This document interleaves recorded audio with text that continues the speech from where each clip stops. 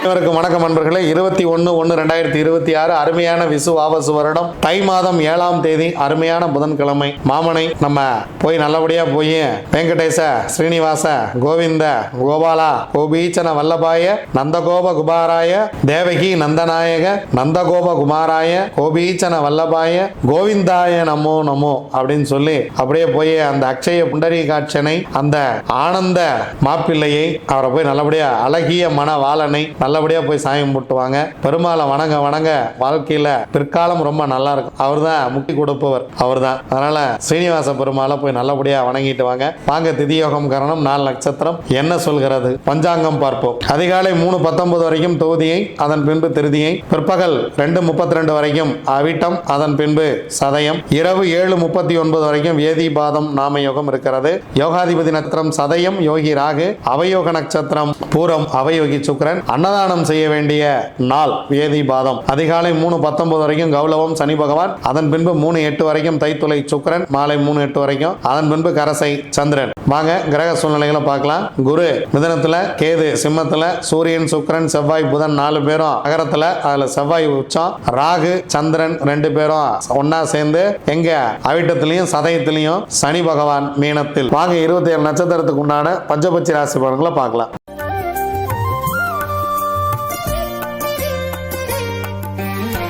அஸ்வினி, பரணி, கார்த்திகை, ரோகிணி, மிருகசீரிசம் உங்களுடைய பக்ஷி வல்லூர். முதல் ஜாமம் உங்களுக்கு சிறப்பாக இல்லை, அதனால் முக்கியமான வேலை இருந்தால் அடுத்த ஜாமத்தில் பார்த்து கொள்ளலாம். 2ஆம் ஜாமம் ஊன் 75% வெற்றி, 3ஆம் ஜாமம் நடை 50% வெற்றி, 4ஆம் ஜாமம் பொன்னான மதிய வேலை சிறப்பாக இருக்கிறது. முக்கியமான வேலை தான் செஞ்சுங்க. அடுத்து ஒரு சிறப்பான ஒரு நேரமே கொஞ்சம் கம்மியாக தான் இருக்குது. 100% காரிய வெற்றி. 5ஆம் ஜாமம் துயில் 25% வெற்றி, 6ஆம் ஜாமம் நடை 50% வெற்றி, 7ஆம் ஜாமம் துயில் 25% வெற்றி, 8ஆம் ஜாமம் ஊன் 75% வெற்றி, 9ஆம் ஜாமம் அரசு 100% வெற்றி, 10ஆம் ஜாமம் சிறப்பாக இல்லை. பிரம்ம முகூர்த்தத்தில் ஏதேனும் செய்ய வேண்டியது இருந்தாலோ அல்லது அதிகாலையில் ஏதேனும் நீங்கள் செய்ய வேண்டிய வேலை இருந்தாலோ இந்த அரசு வேலையிலேயே துவங்கி விடுங்கள். 9ஆம் ஜாமத்திலேயே துவங்கி விடுங்கள். 10ஆம் ஜாமத்தில் உங்களுக்கு பறவை சிறப்பாக இல்லை. திருவாதிரை, புனர்பூசம், பூசம், ஆயில்யம், மகம், பூரம் உங்களுடைய பக்ஷி ஆந்தை. முதல் ஜாமம் ஊன் 75% வெற்றி, 2ஆம் ஜாமம் நடை 50% வெற்றி, 3ஆம் ஜாமம் மதிய வேலை மிக சிறப்பாக இருக்கிறது.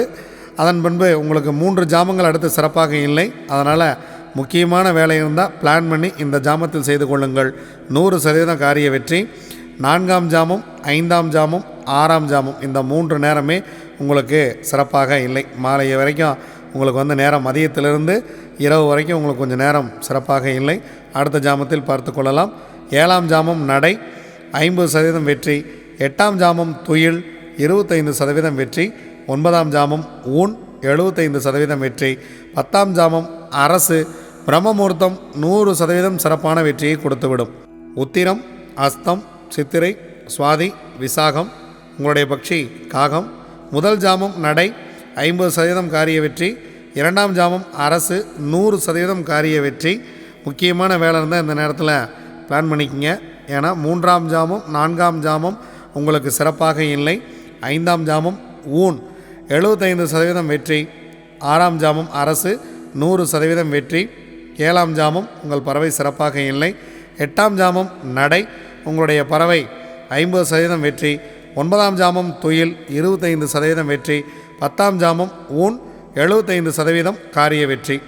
அனுஷம், கேட்டை, மூலம், பூராடம், உத்திராடம் உங்களுடைய பக்ஷி கோழி காலையில் முதல் ஜாமமே பொன்னான வேலையாக துவங்குகிறது. அடுத்த 2 ஜாமம் உங்களுக்கு சிறப்பாக இல்லை. முதல் ஜாமம் அரசு 100% வெற்றி, 2ஆம் ஜாமம் 3ஆம் ஜாமம் சிறப்பாக இல்லை, 4ஆம் ஜாமம் ஊன் 75% வெற்றி, 5ஆம் ஜாமம் நடை 50% வெற்றி, 6ஆம் ஜாமம் ஊன் 75% வெற்றி, 7ஆம் ஜாமம் அரசு 100% வெற்றி, 8ஆம் ஜாமம் உங்கள் பறவை சிறப்பாக இல்லை, 9ஆம் ஜாமம் நடை 50% வெற்றி, 10ஆம் ஜாமம் துயில் பிரம்ம முகூர்த்தம் உங்கள் பறவை துயிலில் இருக்கிறது. அதனால் அதிகாலை நீங்கள் வாகனத்தை இயக்குவது அந்த மாதிரி முக்கியமான வேலைகள் ஏதேனும் இருந்தால் தவிர்த்து விடுங்கள்.